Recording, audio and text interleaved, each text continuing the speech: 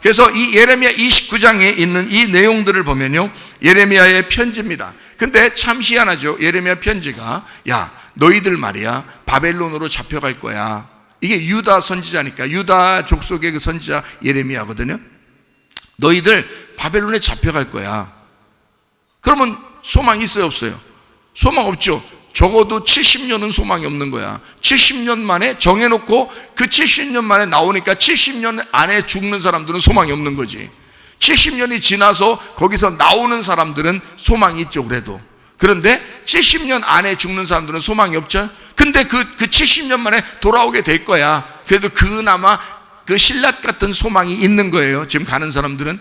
근데 그 사람들에게 편지를 쓰는 거예요, 예레미야가. 무슨 편지를 쓰는 거냐면, 집을 지어라. 거기다가 집을 지어라. 자, 집을 지어라. 우리 젊은 사람들, 아주 어린 사람들이 하는 말로는 어떻게 하라는 거예요? 야, 거기 짱 박아라. 그 말이죠.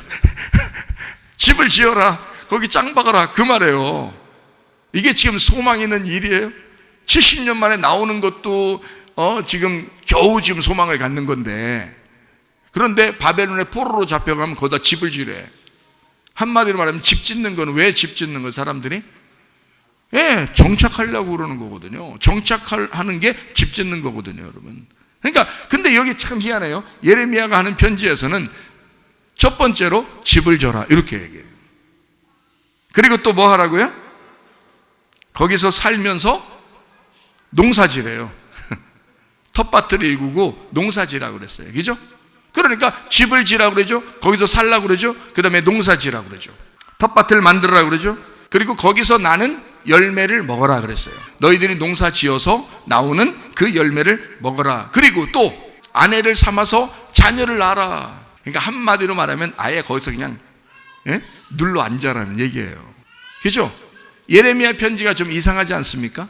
거기서 지금 바벨론 포로로 잡혀가면 이건 완전 포로들인데 노예와 같은 것인데, 이 사람들이 무슨 희망이 있어서 거기서 집을 짓고 농사 지면서 열매를 맺고 아내를 맞이해서 자녀를 낳아요? 무슨 소망이 있어서? 그렇지 않아도 기분이 꿀꿀한데, 매일 일어날 때 맨날 기분이 꿀꿀한데, 그 사람들에게 이런 이야기를 하는 것입니다. 아내를 맞이해서 자녀를 낳고 자녀를 또 결혼시키래요. 자녀를 결혼시켜서 또 자녀를 낳게 하래요. 그러니까 아예 거기서 그냥 살 생각을 가지고 살으라는 얘기예요. 그리고 번성하게 하라. 거기서 번성하게 하라. 자, 하나님의 백성들이 바벨론으로 포로로 잡혀가니까 너희들은 포로처럼 살지 말고 뭐처럼 살으라는 거예요? 당당하게 애 낳고 집 짓고 농사 짓고 그렇게 열매 먹으면서 당당하게 살아라.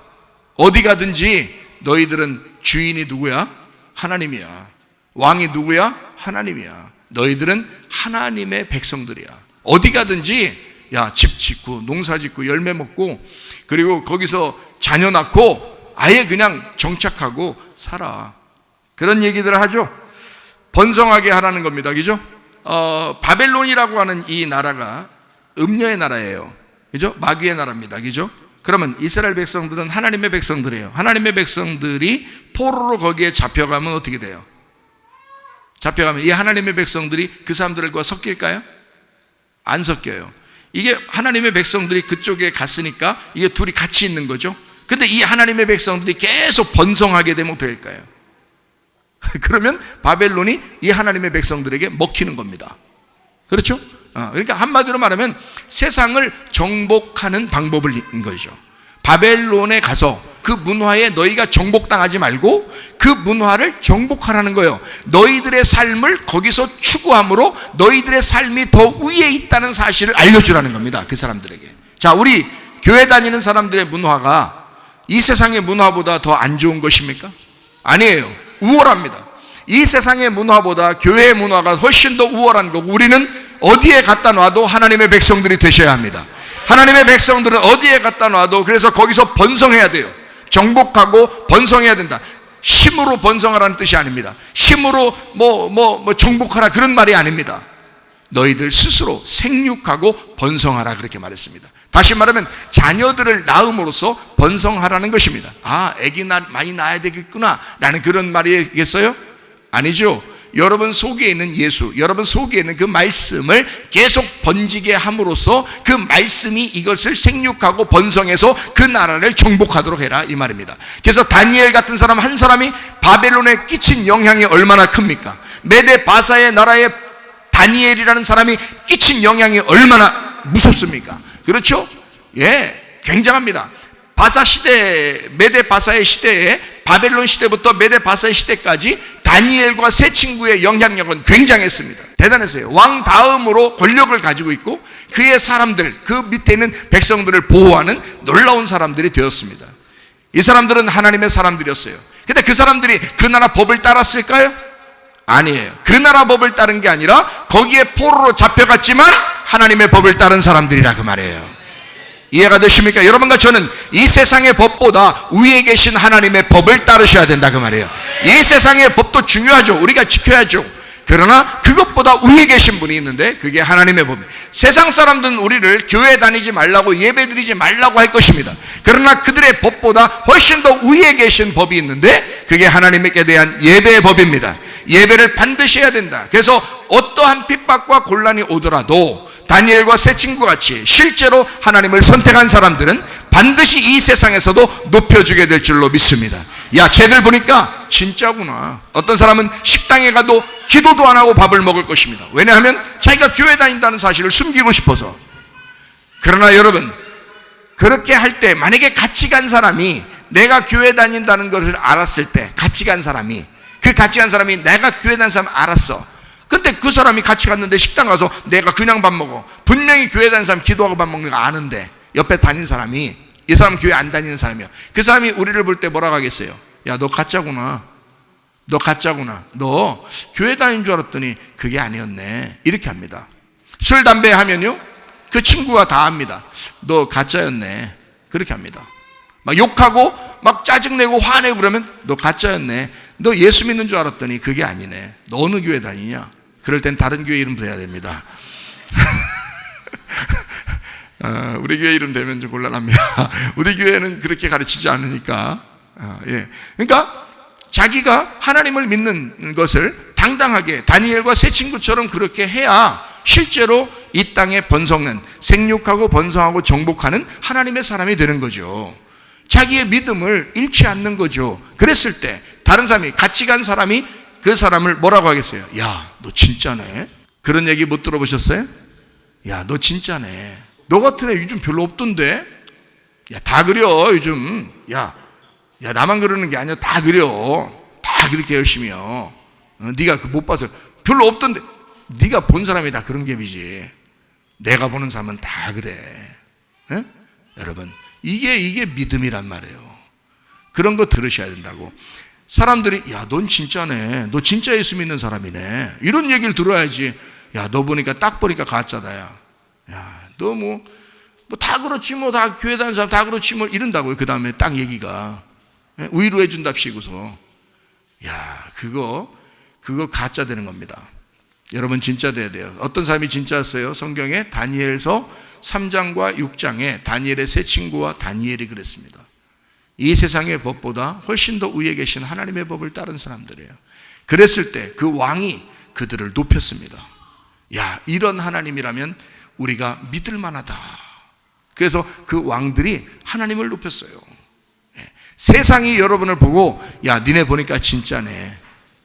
그래서 당당한 그리스도인, 당당한 교회, 당당한 그리스도의 사람들이 되셔야 합니다. 그래서 여러분을 볼 때 여러분을 축복하는 자에게 복을 내리고 하나님께서, 여러분을 저주하는 자에게 하나님께서도 그들 미워하는 그런 하나님의 사람들, 하나님이 책임지는 사람들이 되셔야 합니다. 다니엘과 세 친구 같은 그런 믿음의 사람들이 되셔야 돼요. 지금 시대가 그런 시대이기 때문에 그렇습니다. 자, 텃밭을 일구고 집을 만들고 농사도 짓고 열매를 먹고 아내를 얻어서 자녀를 낳고 생육하고 번성하고 그 자녀들도 또 결혼시켜서 또 자녀를 낳게 하고 번성하게 해라. 그리고 세상의 평안을 구해라 그랬습니다. 그리고 기도하라 그랬습니다. 세상의 평안을 구해라. 왜냐하면 너희가 살 때 불편한 것 같으니까. 나는 너희들을 사랑하니까. 너희들이 나의 백성이니까. 너희들이 행복하게 살기 위해서 이 세상의 평안을 위해 기도해라. 이 세상의 평안을 구해라. 그렇게 우리에게 가르쳐 주는 거예요. 이해가죠?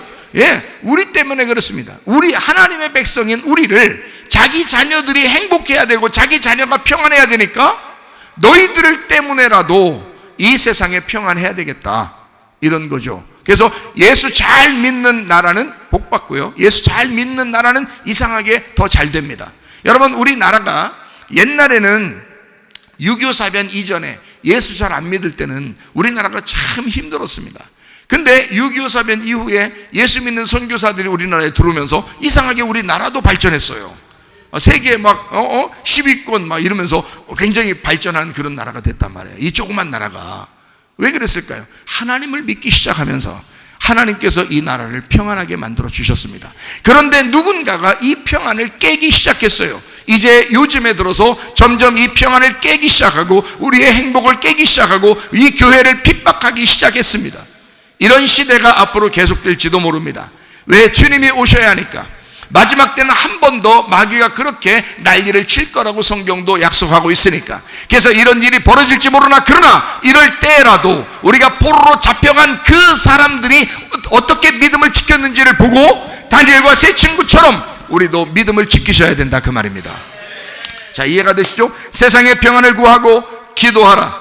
너도 평안해야 되기 때문이다. 자, 그리고 어떻게 기도하나? 부르짖어 기도해라. 그냥 기도하지 말고 너는 부르짖어서 기도해라. 작게 기도하지 말고 크게 부르짖어 기도해라. 마음으로 구하면 어떻게 된다? 만나게 될 것이다. 마음으로 네가 하나님 앞에 구하게 되면 널 하나님께서 그 마음 안에 만나게 될 것이다. 자, 아무리 어떠한 힘든 고통과 걱정과 염려와 근심이 있다 할지라도요, 여러분, 결국에는 정해진 시간이 있다는 겁니다. 하나님은 정해진 시간. 그래서 여러분이, 저는 어떤 면에서 어떻게 기도합니다. 어떤 사람이 아픕니다. 언제까지입니까, 하나님? 근데 언제까지다 라고 응답을 주실 때가 있어요. 그러면 제 마음은 평안합니다. 근데 정작 그 사람은 평안하지 못해요. 왜냐하면 자기가 하루하루 계속 아프고 그걸 견뎌내니까 힘들죠.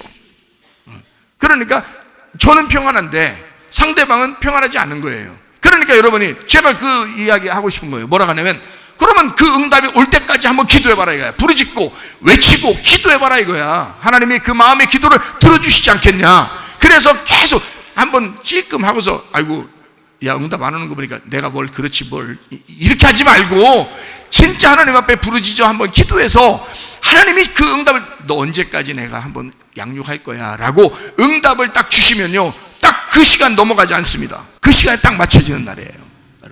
그 얼마나 좋냐 이거야. 그래서 가타부타 응답은 반드시 온다. 응답은 지금 당장 낫는 게 아니더라도, 지금 당장 문제가 해결되지 않더라도 반드시 응답은 오게 돼 있다 이 말이에요. 반드시 응답은 오게 돼 있다. 그러니까 응답 받기 위해서라도 기도해야 된다. 근데 어떻게 기도하라? 부르짖어 기도하라. 외치고 부르짖어 기도하라. 하나님께서 그 마음의 기도를 들어줄 것이다. 이해가 되시겠습니까? 이렇게 예레미야도 우리에게 편지하는 것입니다. 포로 중에서 너희가 다시 돌아오게 될 것이다 라고, 결국에는 너희를 포로 중에 다시 돌아오게 될 거야 라고 말씀하시는 장면이죠. 자, 예레미야 29장 11절 말씀 한번 다시 돌아가겠습니다. 여호와의 말씀이니라, 여호와의 말씀이니라 했을 때 그 여호와의 말씀이니라 하면 이것이 여호와의 생각이니라, 여호와의 마음이니라 라는 말과 같은 거죠.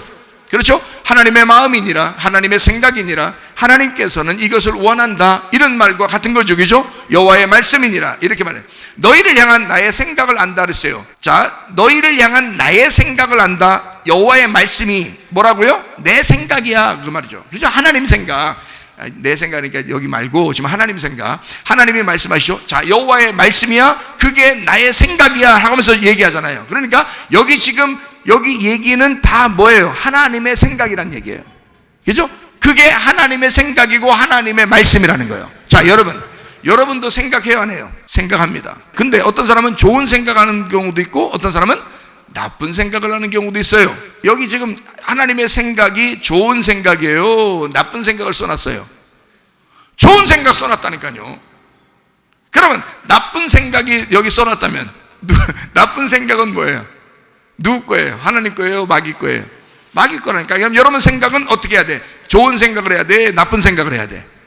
좋은 생각을 하시라고요. 좋은 생각을. 그러니까 좋은 생각에서 좋은 말이 나오고 좋은 말에서 좋은 행동이 나오는 거예요. 그러니까 선한 생각해야 돼요. 선한 생각, 선한 말, 선한 행동이 나와야 되죠. 그렇죠? 왜냐하면 그게 하나님 생각이니까, 그게 하나님 말씀이니까. 자, 나는 하나님의 말씀을 따르는 사람들이에요. 여러분 하나님의 말씀 따르려고 예배드리러 온 사람들이에요. 자, 우리는 우리의 생각이, 우리 속에 있는 하나님의 생각이, 하나님의 말씀이 뭐가 돼야 돼요? 우리가 그걸 따라야 되는데, 그게 선한 말이라고 해요. 선한 생각들이라고 해요. 그게 하나님의 생각이고 하나님의 말씀이라는 겁니다. 자, 무슨 말인지 아시겠죠? 하나님의 생각이 어떤가 봤더니 평안이래요. 평안이뇨? 예, 평안입니다. 평안이뇨? 그래요. 하나님께서 우리에게, 야, 불안이뇨? 슬픔이뇨? 괴로움이뇨? 고통이뇨? 고통, 이렇게 얘기하겠냐고. 하나님은 우리에게, 야, 평안하뇨? 평안이 나의 생각이야. 불안하거나 슬프거나 괴로웠거나 염려하거나 근심하거나 다 누가 생각한 거예요? 자기가 생각한 거예요. 자기가 생각하고 자기가 끌어들인 거예요, 그걸. 근데 하나님의 생각은 우리에게 뭘 주고 싶어 한 거다? 평안. 목사님, 자, 이런 문제가 생겼는데 하나님의 평안이 안 오고 난 불안합니다, 힘듭니다, 염려가 있습니다, 근심합니다. 우리 슬퍼하지 말라는 거 아니죠. 슬퍼할 수 있죠, 근심할 수 있죠. 그러나 이거 할 때 뭐 하라고요? 계속 슬퍼하라고요? 계속 우울하라고요? 공황장애 생길 때까지? 누가 이기나 한번 해보겠다고요? 자, 이렇게 한번 해야 됩니까? 자, 이런 것이 왔을 때는 이제 어떻게 해야 되는 거예요? 외치고 부르짖으라는 거예요. 뭐가 올 때까지? 평안이 올 때까지, 응답이 올 때까지 그렇게 하라는 거예요. 왜 그건 안 해놓고 자기 혼자 염려하고 근심하면서 슬퍼하면서 자기가 오로지 나는 이렇게 살 수밖에 없어 라고 왜 결정을 하느냐, 결론을 짓느냐, 그 말이에요. 아니죠. 하나님께서 여러분에게 생각을 주실 때까지, 평안이 올 때까지, 생각이 바뀔 때까지 기도하시라, 그 말입니다. 아니, 그것을 주시는 것은 하나님이지만 내가 기도하는 건 내가 기도해야죠. 오늘 주신 건 하나님이고 오늘을 살아가야 되는 건 나니까 내가 오늘을 살아갈 때 가장 보람있고 가장 기도해야 할 문제가 뭐냐 이거야. 그것을 놓고 하나님 앞에 기도하라는 거지. 그건 누가 해야 돼요? 내가 기도해야 된다는 거죠. 하나님 앞에 평안이신 하나님에게 내가 기도하는 거죠. 이해가 되시겠습니까? 치료이신 하나님에게 내 질병을 놓고 기도해야죠. 문제 해결자이신 하나님에게 내 문제를 놓고 하나님 앞에 기도해야죠. 이해가 되겠습니까? 내 재정의 문제가 있을 때 그 문제를 해결하실 하나님께 내 재정의 문제를 하나님 앞에 기도해야죠. 이해가 되십니까? 하나님은 여러분의 환경을 바꿔서라도 하나님이 해결해 주시려고 하시는 분이시다. 그러므로 그 하나님 앞에 기도하라. 여호와의 말씀, 그 여호와의 생각이 뭐냐? 우리에게 평안이다. 샬롬, 샬람, 샬롬. 행복한, 안전한, 안녕. 애들한테만 안녕 그러지 말고 여러분 자신의 마음에도 안녕 해야 됩니다. 안녕이 와야 돼. 안녕. 그래서 안녕하세요 라고 인사하는 건 참 잘하는 거예요. 참 잘했어요. 그래서 만날 때마다 안녕하세요, 이 참 잘했어요. 이거 누구 생각이에요? 여호와의 생각이라고 나와 있잖아요. 여호와의 생각이라고. 그게 평안이라고. 그게 하나님 우리에게 주고 싶어 한 거라고. 평안이라고. 평안하세요, 안녕하세요. 이건 하나님의 생각이에요. 하나님의 인사라고요. 하나님이 우리에게 말씀하시는 인사라고요. 자, 옆에 사람 한번 쳐다봐요. 그냥 평안하고 싶죠? 평안해 주고 싶죠? 평안이라는 말 해주고 싶죠? 그게 하나님의 생각이니까 그렇습니다. 평안하다, 안전하다, 샬람. 평안하다, 안전하다, 완성하다, 완전하다, 번성하다. 자, 이것이 완전해진다, 완성된다 이 말입니다. 자, 평안이 안 왔는데 완성됐어요? 아니죠. 평안이 와야 됩니다. 여러분 마음이 왜 괴로운 줄 아십니까? 마음에 평안이 안 와서 그래요. 그러니까 스트레스가 안 좋다고 그러잖아. 이거 별 생각이, 잡된 생각들이 다 그게 하나님 생각은 아니야. 다 자기가 생각하는 거야. 그 온갖 잡된 생각들을 막 하면서 불안하고 뭔가 염려 있고 근심하고 막 그러거든요. 그럴 때 하나님 앞에 기도하세요. 하나님, 내게 평안을 주십시오. 하나님의 평안이 올 때까지 내가 기도하겠습니다. 그렇게 해보시라고요. 내가 돈 벌 때까지 열심히 일하겠습니다. 이런 건 열심히 하면서 말이에요. 몇 점 나올 때까지 내가 열심히 공부하겠습니다. 뭐 이런 걸 하면서 왜 평안이 올 때까지 기도하겠습니다. 이런 걸 안 하냐고 생각해보라고요. 이해가 되시겠어요? 마음의 평안이 오면 속에 있는 게 점점 좋아집니다. 환경도 점점 더 좋아지고 점점 바뀌기 시작합니다.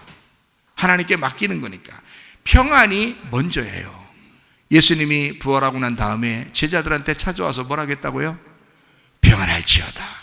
왜 다른 말도 그렇게 많은데 왜 그거 먼저 얘기했을까? 그게 우선이니까 그래. 네 마음에 평안이 오는 게 그게 부활이야. 그게 천국이라고. 여러분, 가정에서도 가장 우선되게 있어야 될 게 뭐겠어요? 평안이에요. 그게 행복입니다. 그게 천국이에요. 교회에서도 가장 우선되게 있어야 되는 게 뭐겠어요? 평안이에요. 그게 행복이에요. 그게 천국이에요. 여러분 마음속에 가장 먼저 우리에게 찾아와야 될 게 뭐겠어요? 평안입니다. 행복입니다. 그게 천국이기 때문입니다. 자, 재앙이 아니로다. 이 재앙이라는 것이 라라는 말이거든요. 나쁜, 악한, 상처, 해로운, 슬픈이란 말이에요. 자, 이런 하나님이 주시는 건 슬픈 게 아니다. 해로운 게 아니다. 악한 게 아니다. 너를 해롭게 하고 슬프게 하고 상처를 주는 게 아니라는 거예요. 하나님이 주시는 생각은 절대 여러분을 슬프게 만들지 않는. 왜 내가 슬퍼? 하나님이 나한테 슬프게 한 거 아니야? 아니에요. 여러분이 스스로 슬프게 만든 거예요. 하나님은 여러분에게 평안을 주고 싶어 하지 슬픔을 주고 싶어 하는 게 아니야. 하나님이 여러분에게 평안을 주고 싶어 하지 상처를 주고 싶어 하겠냐 이거야. 상처는 사람들에 의해서 받는 겁니다. 사람들이 사람에게 주는 거예요. 자기가 자기에게 상처를 냅니다. 다른 사람에게 또 자기가 상처를 줍니다. 아내는 남편에게 상처를 주고, 남편은 아내에게 상처를 주고, 부모는 자녀에게 상처를 주고, 자녀는 부모에게 상처를 줍니다. 다 이 악한 것이, 나쁜 것이, 마귀가 사람의 생각을 자꾸 바꿔놓는 거예요. 하나님의 생각으로 창조 질서로 돌아가야 되는데 자꾸 바꿔놔가지고 사람을 갖다가 불행하게 만들려고 하는 거예요. 평안하지 않고 불안하게 만들고 염려, 근심, 슬픔으로 살아가게 하고 상처받고 살게 하려고. 그래서 자기가 나 상처받았어 이런 얘기하는 사람 많죠. 야, 나 상처받았어. 내가 어릴 때 상처받은 사람이야. 내 상처를 아물질 못해. 나 상처 있는 사람이야. 건들지 마. 이러는. 더 건드려야 돼. 그 상처가 다 뽑아질 때까지 더 건드려 버려야 돼. 그렇지 않아요? 네 상처가 뭔데? 이 세상에 상처 못 받은 사람이 어디 있어? 이 세상에 상처 없는 사람이 어디 있냐고. 다 상처가 있어요. 그거 가지고 괜히 폼 잡고 그러지 마세요. 모든 사람이 상처 있어요. 그러나 우리가 교회 나온 것은 그 상처를 씻어버리고 그 주님께 맡겨버리고 내 마음의 평안으로 살려고, 내 마음의 천국으로 살려고, 이런 불행했던 그 상처와 불행했던 그 불안하고 염려하고 근심에 슬펐던 내 모든 괴로운 과거를 청산하고 하나님의 운명을 타고 하나님의 사람으로 살려고 교회 나온 거 아니겠습니까? 그러므로 여러분과 저는 이런 모든 상처를 상처같이 여기지 말고 그리스도 안에서의 평안으로 하나님의 생각으로 바꾸시자 그 말입니다. 내 생각대로 살지 말고 하나님의 생각대로 사시는 거, 이게 하나님의 말씀이라 그 말이에요. 이해가 되시겠죠? 그래서 이런 상처를 주는 것은 하나님의 마음이 아니다 말이에요. 미래와 희망을 주는 것인데, 미래라고 하는 게 아하리트라는 말이에요. 마지막 자손이라는 말입니다. 이게 아하르에서 나오는데 끝 마지막이라는 단어예요. 그러니까 마지막 자손이라는 단어예요. 이게요. 자, 미래라는 게 마지막 자손이라는 말이에요. 마지막 자손. 그러니까 자, 이게 계속 자손으로 내려오다가 마지막 자손이야. 그러면 그 다음은 없다는 얘기야. 그렇죠? 예, 계속 내려오다가 마지막 자손이야. 그럼 그 다음에 없잖아요. 그럼 이 마지막 자손이 누구겠어요? 예수님이죠. 이 세상의 운명이 사람들마다 예수님 오기 전까지는 계속 그 땅의 운명대로, 계속 선악과의 운명대로 살아왔어요. 예수님 왔을 때도 예수님한테 계속 뭐라고 했어요? 사람들은 예수님을 질타하고 예수님을 십자가에 못 박아 죽였습니다. 그러면서 이 땅의 운명대로 자기가 예수 보면 자기는 의롭고 예수는 죄인 같아서 그냥 막 잡아먹으려고 해서 예수를 갖다 십자가 못 박아 죽여버렸습니다. 예수님이 올 때까지는 그런 운명대로 계속 살아왔어요. 그렇죠? 그런데 이제는 그런 운명으로 살던 우리에게 미래가 열렸단 말이에요. 그 미래가 누구냐? 마지막 자손 예수 그리스도라 이 말이죠. 마지막 자손 예수 그리스도 우리의 미래예요. 여러분 속에 예수가 없으면 미래는 없습니다. 예수가 없기 때문에 자기가 죽어도 어디 갈지를 모르니까 겁이 나는 거예요. 죽는 게 겁나는 거예요. 그러나 예수를 진짜 믿는 사람은 죽는 게 겁나지 않죠. 왜? 자기는 반드시 그 마지막 자손에게 가기 때문에 그렇습니다. 자, 마지막 자손, 그게 우리의 미래입니다. 희망을, 미래와 희망을 줘야 되니까 그 희망이라는 게 희망 티크바입니다. 티크바. 이 티크바라는 게 뭐냐면요, 희망인데 끈이라는 겁니다. 끈. 야, 끈 떨어졌어, 이런 말 하죠. 야, 너도 끈 떨어졌구나, 이런 말 하잖아요. 근데 끈이 있으면요, 희망이 있는 거예요. 끈이 있으면 희망이 있는 거예요. 이해가 되겠어요? 자녀가 아버지 끈이 있으면 희망이 있는 거지. 근데 아버지 돌아가시면 끈 떨어진 거예요. 끈 떨어진 거예요. 아버지가 아무리 훌륭해서도 끈 떨어진 거예요. 대통령, 아무리 대통령 아들, 딸들도요, 대통령 딱 끝나면 끈 떨어져. 그런데 뭐 여러분 같으면 다 끈 떨어지지 뭘. 대통령 끈도 다 떨어지는데 뭘 여러분 끈이야 뭐 금방 떨어지지. 안 그러세요? 생각해 보세요. 그게 끈, 티크바예요. 이게 카바에서 왔어요. 이 카바라는 단어가 묶는다는 단어입니다. 묶는다. 이 꼰다, 이렇게 이렇게 꼬아서 이게 묶는다는 말이거든요. 그게 그 말에서 끈이라는 단어가 온 거예요. 그러니까 끈은 그냥 안 묶고서 이렇게 한 줄로 되면 끈이 아니야. 이게 다 묶여서 이게 한 겹줄, 두 겹줄, 세 겹줄로 이렇게 묶이면 이게 안 끊어지는, 그걸 끈이라 그래요. 그래서 이걸 끈, 그렇게 말하는 것입니다. 하나님이 우리에게 주시는 것은 미래라고 하는 마지막 자손을 우리에게 주시는 것이고, 그리고 우리에게 끈을 주신다는 겁니다. 그 미래의 자손을 붙잡는 것이 우리에게 희망이에요. 그게 우리의 끈이라고요. 여러분, 사람 끈 잡아봐야 아무 소용없어요. 남편 끈 잡아봐야 그거 살아있을 때까지요. 부인 끈 잡아봐야 부인해야 돼요. 네? 자녀 끈 잡아봐야 자기 죽을 때까지야. 네? 부모 끈 잡아봐야 죽을 때까지요. 아무 소용없어요. 사람의 끈을 잡아봐야 의미 없어요. 우리는 누구의 끈을 잡아야 돼? 마지막 자손, 그 이후에는 사람이 없는, 그 이후에는 사람이 아닌 하나님의 아들이라는 끈을 잡으셔야 돼. 그게 우리에게 미래의 희망이란 말이에요. 하나님은 그걸 주고 싶었던 거예요, 여러분에게. 자, 여러분에게 하나님의 생각이 뭐라고요? 평안입니다. 재앙이 아닙니다. 여러분에게 슬픔을 주는 게 아닙니다. 여러분이 만약에 슬펐다, 기분 나빴다, 상처가 있다, 괴롭다, 이거 하나님이 주시는 거 아닙니다. 여러분이 그 오늘을, 그 어제를 잘못 산 것 뿐이에요. 이해가 되십니까? 그러나 우리에게는 하나님이 주시는 그 생각이 있어요. 미래를 주실 것이고 희망을 줄 것입니다. 희망 있는 미래예요. 미래가 있는 희망입니다. 마지막 자손을 우리에게 끈으로 내려줄 겁니다. 여러분, 예수 그리스도를 꽉 잡아 여러분의 소망 되시기를 바랍니다.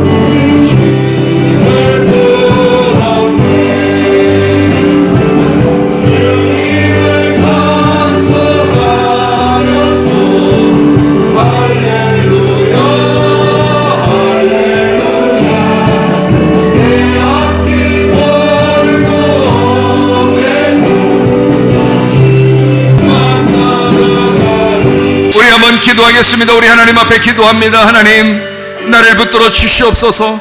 하나님 아버지여, 내 속에 있는 모든 근심과 걱정을 다 몰아내 주시옵고, 그리스도 예수 안에 진정한 하나님의 평안이 있게 하옵소서. 예수 그리스도라는 끈을, 희망을 가지고 미래를 향하여 나가시는 주의 사람들이 다 되게 하옵소서. 우리의 가정의 미래와 희망을 주옵소서. 우리의 교회의 미래와 희망을 주시옵소서. 우리 나라의 미래와 희망을 주시옵소서. 기도합니다. 우리 하나님 아버지여, 사랑과 은혜를 감사를 드립니다.